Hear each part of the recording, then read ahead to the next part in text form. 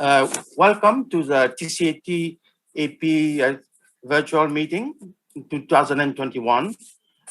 We are joined by my co-moderator, Dr. Waksman, which doesn't need any introduction. He's very well known to us in the region and has been a very regular guest to our meeting. Today, in the late-breaking session, we're going to have three papers which are going to be presented. And we are joined by three panelists from the region, Dr. Wacin, Buddhari, Dr. Gaku, Nakazawa, and Dr. Junghan, Yoon. Okay, so we're going to start the meeting now. And Dr. Waksman is going to introduce the first presenter. Thank you. Thank you very much, Dr. Chen. It is my pleasure to participate in this session, although virtually.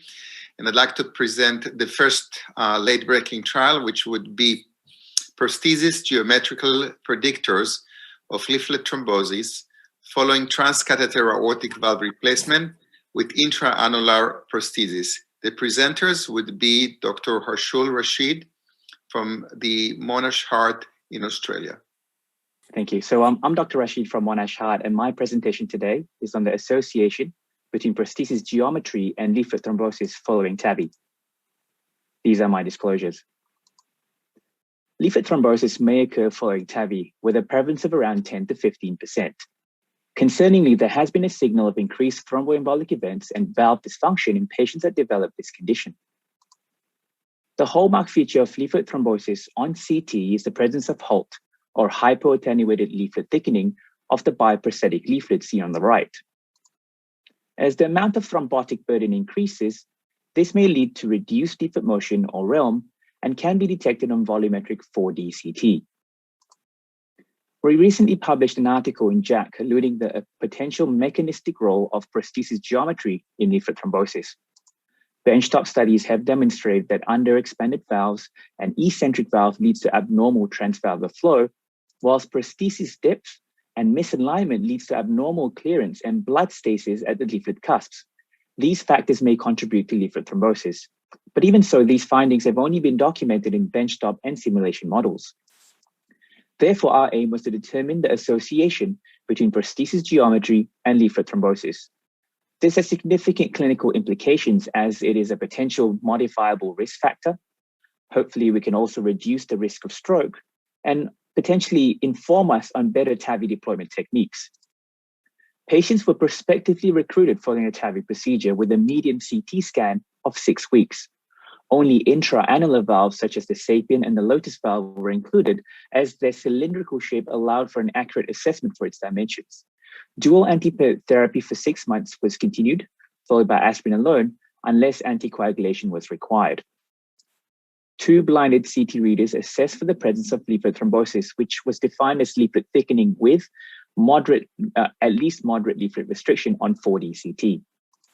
And from these CT images, we were able to measure the area and the size of the valve at 3 levels, the outflow, the annulus, and the inflow. And from this, we calculated the prosthesis expansion and eccentricity. We also measured the depth of implant, which was defined as the mean depth of the prosthesis at the non and the left coronary cusps, as used in previous studies. Prosthesis alignment was the degree of angle deviation between the native and the prosthesis commissures. Mean prosthesis alignment was the average of these values, and patients were either classified as mild, meaning a mean of less than 30, or as an endpoint of this study, significant prosthesis misalignment, which is a mean alignment of greater than 30. 178 patients had interpretable CTs, and after excluding non-cylindrical valves, we had 117 patients included, and the prevalence of leaflet thrombosis was 14%. On the left, there were no differences between baseline characteristics between both cohorts except for anticoagulation therapy. We can see here that patients with leaflet thrombosis were not on anticoagulation therapy in our cohort, whereas 23% of patients without leaflet thrombosis were on anticoagulation. We found that prosthesis eccentricity was similar between both groups at all levels. We also found that patients that developed leaflet thrombosis were more likely to have significant prosthesis misalignment at a rate of 81% on the left, compared to 49% of prosthesis misalignment in those without leaflet thrombosis. Patients that developed leaflet thrombosis were also more likely to have deeper implants with a mean depth of 6.3 millimeters compared to 4.3 millimeters in those without. On ROC analysis, prosthesis depth of 5.7 millimeters was the optimal cutoff value for the occurrence of leaflet thrombosis with an area under the curve of 0.81. With regards to prosthesis expansion, patients that developed leaflet thrombosis had significant underexpansion, specifically at the annular level, with a mean expansion of 89% compared to 97% in those without. To determine the multivariate predictors, we performed binary logistic regression analysis, and we found that annulus underexpansion, prosthesis misalignment, and the depth of implant as predictors of leaflet thrombosis. Anticoagulation therapy, seen below, was found to be a protective factor. In our study, underexpansion of the valve was a predictor of leaflet thrombosis. Now, this finding is consistent with simulation models demonstrating increased blood stasis and leaflet stress with underexpanded valves. We also found that prosthesis misalignment leads to leaflet thrombosis. Now, this finding is consistent with benchtop models as seen in this image, demonstrating higher leaflet stress and abnormal coaptation of the leaflets from severe misalignment. Now, over time, this may lead to platelet activation and thrombus formation. Deeper implants were associated with leaflet thrombosis, likely due to the greater blood stasis at the leaflet cusps or the neosinus. And as seen in a smaller study on the right, deeper implants are also associated with larger thrombus volumes. I'd like to highlight the limitations of our study. First, it is a hypothesis-generating observational single-center study, and there were no core-lab adjudication, which would have strengthened our paper. Nevertheless, the study was also confined to intra-annular valves, which limits the generality of our findings. In summary, we found that prosthesis predictors of leaflet thrombosis were deeper implants, significant prosthesis misalignment, and reduced annular expansion. A depth of implant of 5.7 millimeters was the optimal cutoff, and these factors may be important considerations during the TAVI procedure. Anticoagulation therapy was a strong protective factor, but should not be routinely commenced following TAVI. Larger studies are warranted to evaluate these findings. Now, I'd like to conclude my presentation with these acknowledgements and summary image. I thank you all for your time. Thank you very much for a very nice presentation and an important study. The study is open for discussion. I invite any of the panelists to ask questions. I may start with one question of clarification. What was the time that the CT was done? And also, can you share with us, was there any difference between self-expansion or self-expanding versus balloon expanding valve in terms of the occurrence of leaflet thrombosis? Thank you, Prof. Waksman. So the first question with regards to the timing of our CT scan, we initially had in our protocol to aim for all of our patients within 6 weeks. And the reason for that was at the time, most of the studies were done with around a month for the prospective trials. And we managed to get a median of 6 weeks for our study. Now, we also had to factor in that majority of the patients that we were treating in Australia at the time were more in the older generation who had other limitations such as mobility and carer expectations. So we had to obviously be a bit loose with that. But our median TAVI CT scan was 6 weeks. With regards to our overall cohort, now we had 178 patients, and in this analysis, we only include 117 because of the intra-annular valves. But we did find there was a trend with a p-value of 0.06 that self-expandable valves, specifically the supra-annular valves, had lower rates of leaflet thrombosis. And I think this alludes to the fact that the supra-annular valves have a much smaller neosinus or less blood stasis, and theoretically reduces the risk of leaflet thrombosis. And I hope that hopefully answers your question. Thank you. Any other comments? Yes, also a quick question. And comments. And I think that it's very important that anticoagulation in this group of patients, you have to be very, very careful because you are dealing with old people, and you worry about the risk of bleeding. From what I gather, viral leaflet thrombosis after TAVI is quite a common phenomenon. Actually, been reported as high as 1 in 10 patients. And from a previous study, it's found that actually leaflet thrombosis is a dynamic process. It's wax and wane, and nobody actually know what's the clinical implication, because you can just leave it alone and it goes away, and there's no risk of nothing happen to the patient. So I think that is very important before we make any sort of suggestion or implication that we should give the patient anticoagulation. We have to be very careful, because we don't know what it means, those imaging, like you say, halt. We see very frequently, but we don't know by leaving it alone, we just go away by itself and there's no clinical implication. Thank you so much, Professor Chan, Dr. Chan. I think your comments were extremely valid. I think one area that as you can see from the Galileo trial, routine anticoagulation in an elderly cohort. Now, the average STS score in that study was around in the intermediate range, increased the risk of bleeding and death in these patients. But I think, especially now that we're opening up, we obviously need more data with regards to this. The Partner 3 CT sub-study is probably one of our best studies that we can probably hold on, but they did find at 1 year there was a trend towards increased risk of thromboembolic events and valve dysfunction.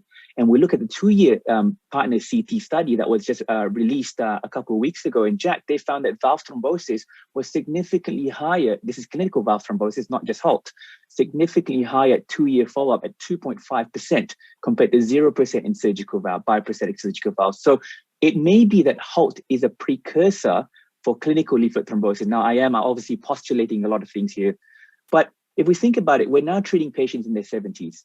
And when someone has AF in the age of 70, we do not think of it with an IBAT of actually starting anticoagulation. So maybe if we do start this study again in a younger patient, we might probably find interesting results. I'll be looking forward for the Aristotle study, which is the apixaban trial. Hopefully it will be published later this year. And they had a much younger cohort, a lower STS score. So maybe if it's equivalent but lower risk of leaflet thrombosis with regards to the anticoagulation arm, maybe it might shed a bit more light on how we should treat this. But thank you so much for your comments. Yeah, thank you for the presentation and the discussion. I think we're not going to be solving all the leaflet thrombosis tonight or this morning in the meeting. It is really an important topic that we'll continue to search. Obviously, there are questions if there is still impact on durability, but again, for that, we need long-term studies. And I think that all the comments that were made in this presentation and the discussion are valid. Let's move to the next abstract entitled Limitation of Angiographic Parameters in Preclinical Residual Ischemia After Drug-eluting Stent Implantation. The abstract presenter would be Dr. Chung. He is from the Seoul National University Hospital in Korea. Good afternoon, ladies and gentlemen. I'm Jaewook Chung from Seoul National University Hospital, and this is a great honor for me to make a presentation in this prestigious session. I have no conflict of interest relevant to the submitted work. Recently, post-PCI fractional flow reserve, or post-PCI FFR, is emerging as a significant predictor of clinical outcome. Up to 20% of angiographically successful PCI turned out to be a physiologically unsuccessful PCI by post-PCI FFR measurement. And it is well known that lower post-PCI FFR is related to worse prognosis. As you can see in this graph, post-PCI revascularization rate as well as major adverse cardiac events increase as mean post-PCI FFR decreases. We already know that angiography is considered limited to assess pre-PCI physiologic status, but the association between angiographic parameters and post-PCI FFR and their relative prognostic implications are not well known. Therefore, in this study, we tried to assess correlation between angiographic parameters and post-PCI FFR and to investigate whether angiographic parameters can predict the post-PCI physiologic status, especially residual ischemia. We also tried to identify the importance of predicting residual ischemia in terms of target vessel failure. The study population was from International Post-PCI FFR Registry, patients of which underwent angiographically successful PCI with second-generation drug-eluting stents. A total of 2,147 patients with complete clinical angiographic physiologic data were analyzed. Patients were divided into 3 groups based on post-PCI FFR, equal to or more than 0.88 as optimal PCI group, less than 0.88 and more than 0.80 as suboptimal PCI group, equal to or less than 0.80 as residual ischemia group. The cutoff value of 0.88 is from Dr. Lee's study based on DK Crush 7 registry, which is incorporated in our study too. Correlation between post-PCI FFR and angiographic parameters were assessed. Unsupervised hierarchical clustering of correlation metrics was used to find clusters of relevant features among angiographic parameters. A logistic regression Cox proportion hazard model, chi-square tests were used in this study. Primary clinical outcome was target vessel failure at 2 years, which is a composite of cardiac deaths, target vessel related myocardial infarction, clinically driven target vessel revascularization. Baseline characteristics of 3 groups showed significant differences in age, sex, and incidence of acute coronary syndrome, diabetes mellitus, hypercholesterolemia, smoking, left anterior descending lesions among the 3 groups. Many angiographic parameters such as lesion lengths, reference diameter, pre- and post-PCI minimal lumen diameter, post-PCI percent diameter stenosis, delta minimal lumen diameter showed also significant differences among the 3 groups. However, although all angiographic parameters except lesion lengths and pre-PCI percent diameter stenosis had significant correlation with post-PCI FFR, all correlation coefficients were equal to or less than 0.20, which means poor correlation. In addition, in subgroup analysis, suboptimal PCI group and residual ischemia group had no significant correlation. In square plot representing correlation between In square plot representing correlation between angiographic parameters and post-PCI FFR, even the parameters with significant p-value had very low correlation. Unsupervised hierarchical clustering of correlation metrics demonstrate that post-PCI FFR was isolated from other angiographic parameters, which is located at the center of the matrix. This result remained the same in the correlation metrics of the 3 groups too. In logistic regression analysis adjusted by clinical factors, all pre-PCI and post-PCI angiographic parameters did not have significance in predicting residual ischemia. In summary, the angiographic parameters had only poor correlation with post-PCI physiologic status, and any angiographic parameter could not predict residual ischemia. On the other hand, cumulative incidence of target vessel failure at 2 years increased significantly as post-PCI FFR increased, and it was 13.5% in residual ischemia group, which was the highest among the 3 groups. In Cox proportion hazard model, including clinical factors and angiographic parameters, suboptimal PCI and residual ischemia was the only independent predictor of target vessel failure, while angiographic parameters were not. This graph is about proportion of the components of target vessel revascularization. In this graph, residual ischemia group had the highest target vessel revascularization rate, and more than half of it was non-target lesion revascularization, target vessel revascularization, whereas other groups were target lesion revascularization dominance. I'll talk about the implication of this graph on the next page. There are 3 discussion points. First, PCI results are generally assessed by coronary angiography in clinical practice. However, residual ischemia after PCI often leads to worse clinical outcomes after PCI. Considering insignificant correlation between angiographic parameters and post-PCI FFR, is coronary angiography enough for evaluating PCI results? And second, residual ischemia defined as post-PCI FFR equal to or less than 0.0 was associated with higher risk of target vessel failure. Can routine post-PCI FFR measurement improve the clinical outcome? And lastly, the incidence of target vessel revascularization is higher in residual ischemia group than the others, mainly driven by non-target lesion revascularization, target vessel revascularization. What can be the explanation for this result? According to this study, the angiographic parameters showed poor correlation with post-PCI FFR and could not predict the presence of residual ischemia nor risk for future events. On the other hand, residual ischemia was associated with the risk of clinical events and the independent predictor for target vessel failure at 2 years. Therefore, post-PCI FFR measurement might be helpful to reveal the residual ischemia and hidden problems after PCI, thereby providing the chance to maximize the benefit of PCI and improve the patient's outcomes. Thank you for your attention. Thank you. I would leave the discussion to Professor Chen. I have one short question before that. The patients in the study underwent also imaging guided PCI, or this was just physiology guided PCI? Most of the patients were conducted PCI by visually guided PCI, FFR below 0.0. And the result of PCI was assessed by angiography. This is Dr. Yoon. Dr. Chung? Yeah. I think it's a quite good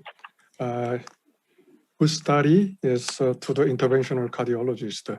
In case of a residual or suboptimal result with FFR, what did you do after that? Because you didn't apply the IVUS examination. Thank you for the question. The IVUS and OCT, the kind of intracoronary imaging were conducted at the physician's discretion. So some patients did the imaging, but we don't collect the proportion of the patient with coronary imaging. And the first one, target, we divided 3 groups, and we want to see that there is some graded benefit by the post-PCI FFR. That means there is some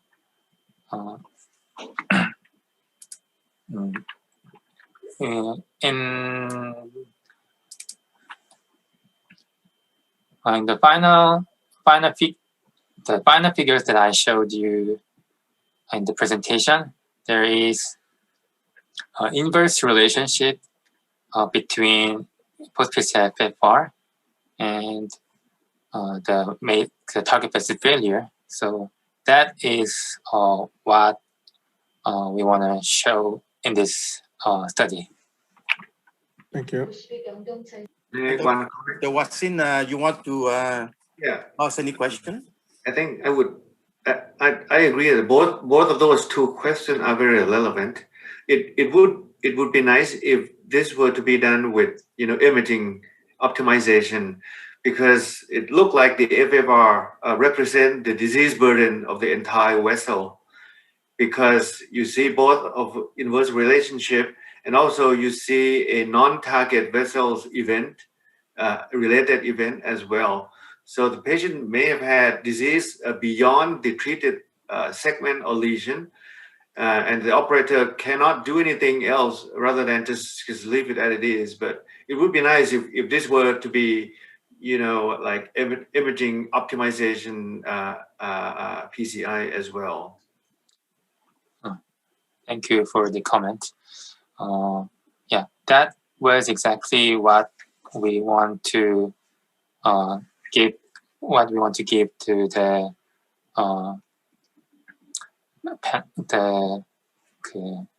peoples that FFR is physiologic index, and it shows not only lesions severity but also the entire vessels, diffuse disease or other tandem lesions. Yeah, it can be the FFR can present that severity. So I made the last graph that the proportion of target vessel or vascular component. That means that is why the angiography could not predict the residual ischemia, because angiography shows only the lesion severity, but post-PCI FFR can show the whole vessels severity. Yeah, the message is very clear. We cannot just rely on angiography. It is remain to be seen if we can get the results good just by IVUS guided or OCT guided versus FFR guided. But for us who are starting now the DEFINE GPS study, this is a very important indication that we should look into the contribution of FFR guided, not only pre-PCI, as you mentioned, but also post-PCI. So again, thank you very much for the presentation. I think it's a very important study to be followed if it would be corroborated by the data of larger studies like DEFINE GPS. And if you would allow me, I will present the last abstract in this interesting and diverse topic session. And this is going to be entitled Optimal Strategy for Antiplatelet Therapy After Coronary Drug-eluting Stent Implantation in High-Risk TWILIGHT-like Patients with Diabetes Mellitus. The abstract would be presented by Dr. Wang from Fuwai Hospital in China. It's my great honor to give an oral presentation at the session of late-breaking trial in TCTAP 2021. I'm Hoi Wang from Fuwai Hospital. The topic mine today is optimal strategy for antiplatelet therapy after coronary drug-eluting stent implication in high-risk TWILIGHT-like patients with diabetes mellitus. I have no disclosure. Question remain about optimal timing about depth following DS placement. Hence, a personalized approach advisable when deciding upon longer course of depth duration. Depth duration, wherein clinicians are wanted to identify patients who are carefully assessed to be high ischemia risk but low bleeding risk. Diabetes mellitus is frequently encountered in patients who underwent PCI and contributes to a prothrombotic state and residual cardiovascular risk. When diabetes mellitus coincides with higher risk of angiographic factors, more intense or longer duration of antiplatelet therapy might be more benefit for secondary prevention of thrombotic recurrence in these high-risk patients. And recently, the TWILIGHT study enrolled high-risk patients with at least one clinical and one angiography features who are at high risk of ischemia or bleeding risk after PCI. Given the diabetes mellitus was a key clinical inclusion criteria in TWILIGHT-like patients, and the role of diabetes as an important correlate of the thrombotic risk, whether patients with diabetes mellitus and concomitant high-risk angiography features would be benefit from long-term depth remain uncertain.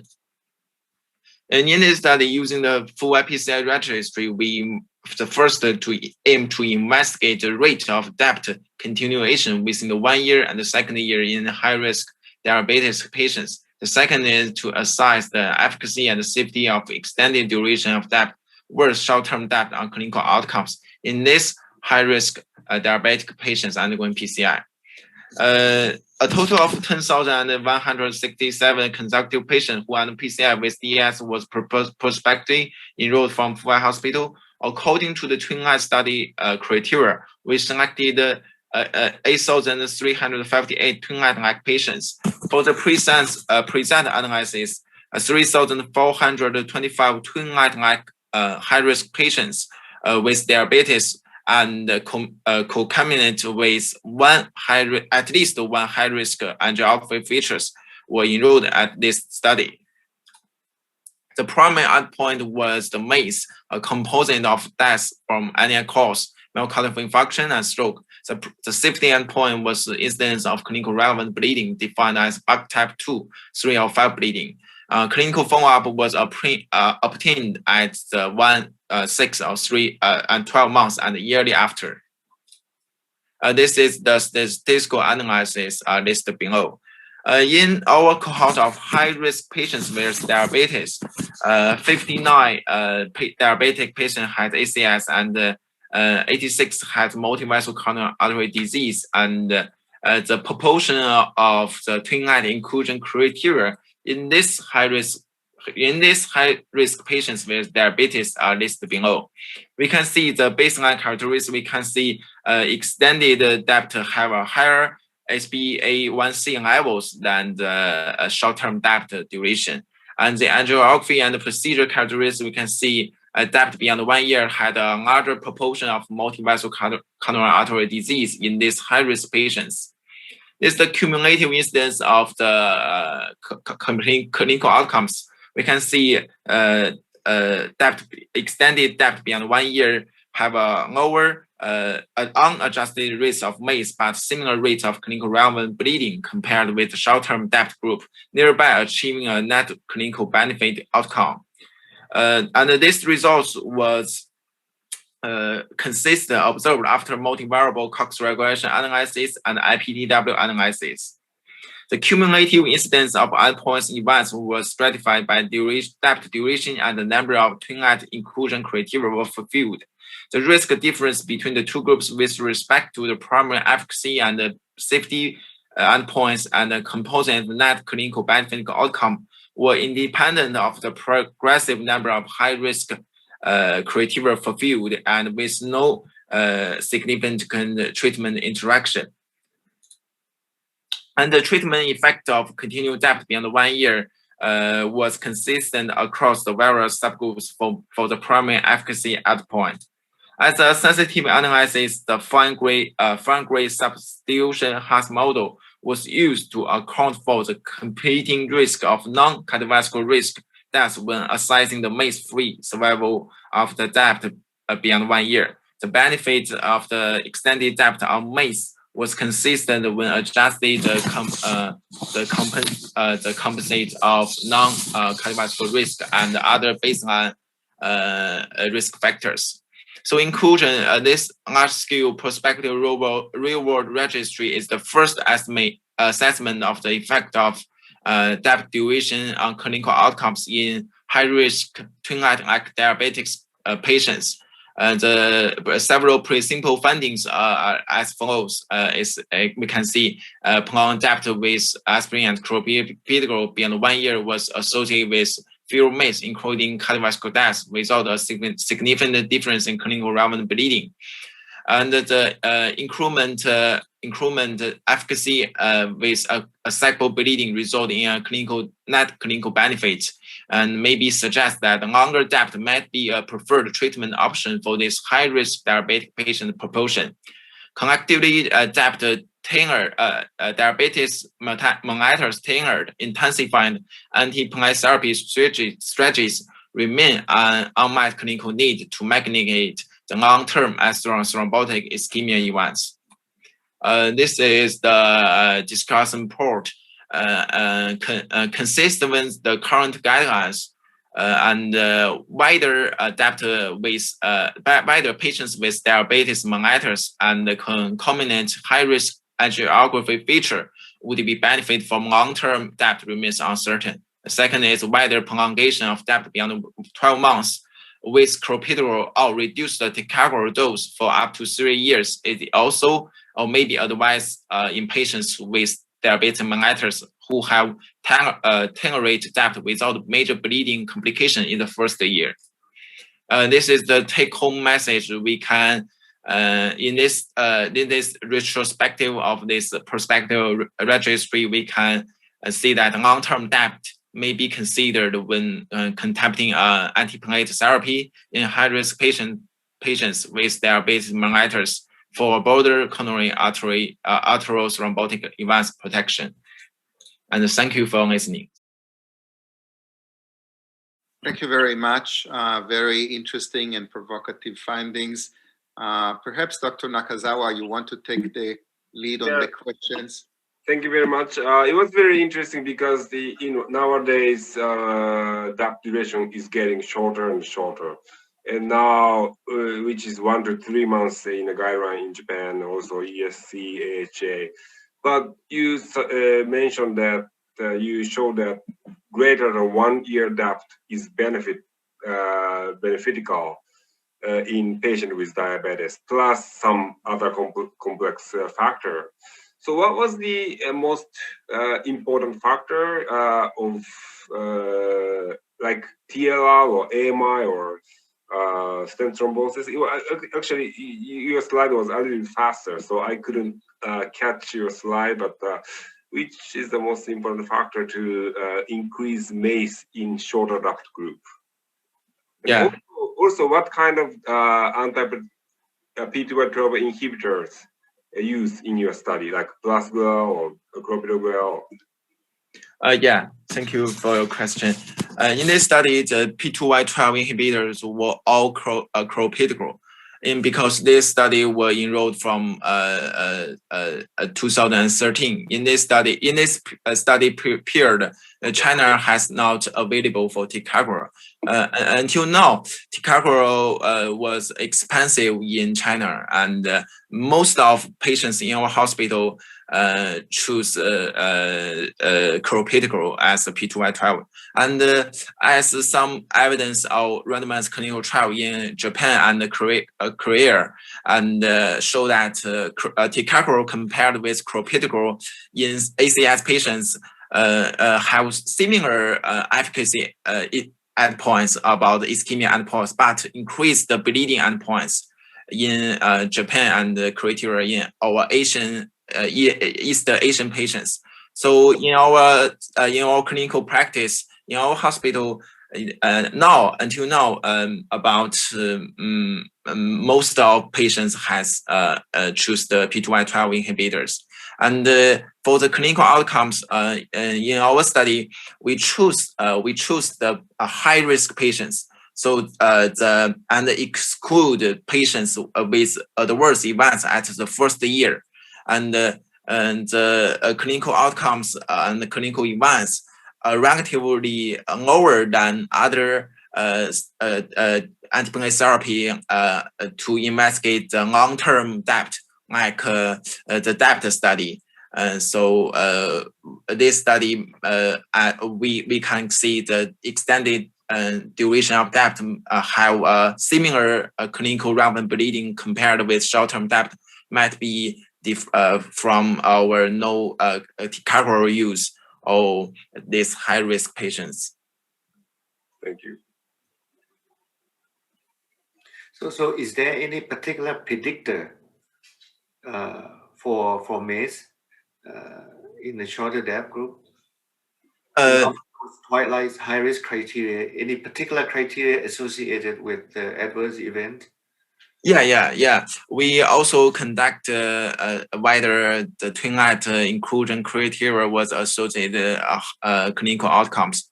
We showed that this high-risk criteria was associated with the increased risk of ischemia events in our study, in our cohort. Thank you. Also, I found that the calcified lesion is a little bit, rate of calcified lesion is very low. There only 0.6% of the low tabulator usage. So I kind of feeling that in the patient with diabetes, patient have more calcified lesion, which is needed to be low tabulated. So is there any particular reason to, lower rate of calcified lesion? I can't follow. Do you mean okay? You're in your cohort, calcified lesion, calcification lesion is very low. Only 0.6% of. Yeah. This calcified lesion we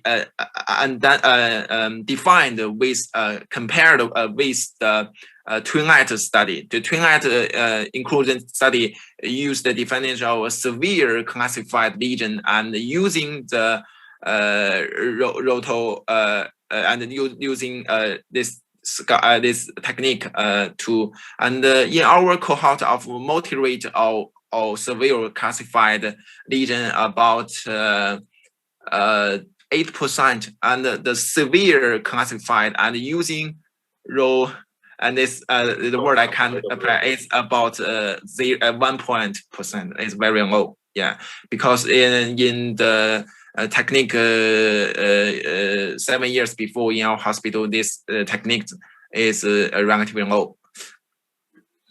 Yeah, our time is running out. I'd just like to mention that diabetes is a big sack of patients. There are all types of diabetes. And, it would be interesting to see if insulin dependent was the same as medical treated, et cetera, et cetera. But again, definitely high risk for more ischemic events. So I think data makes sense. The question about the fact that there was no bleeding differences, that's a little bit puzzling for me, because in any study, when you prolong the APT, you see more bleeding. But again, it could be that the first patient who bled fell out of the study, and from that on, there was no difference in bleeding. But anyway, I think it's time to wrap up. Dr. Chung, you want to summarize and to thank everybody on our behalf? Yeah, thank you. Yeah, we had 3 very interesting study. The first one was looking at the leaflet, valve leaflet thrombosis of the TAVI. And this is very controversial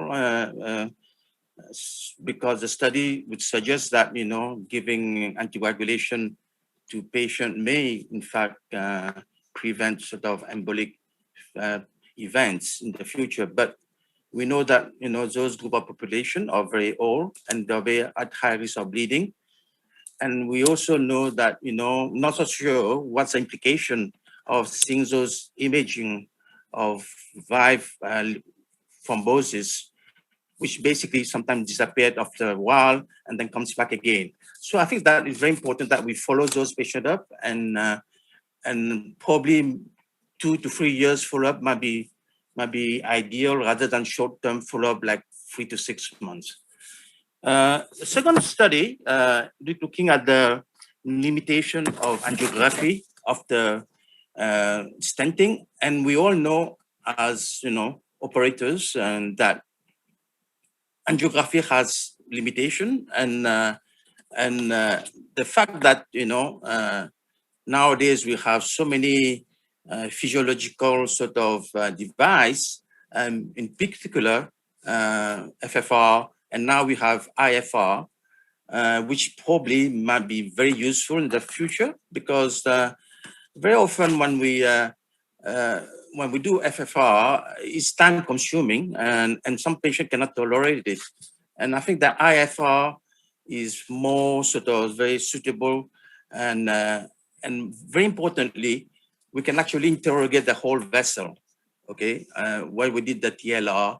And very often we find that, you know, we miss certain local focal lesion, and that might explain the residual ischemia.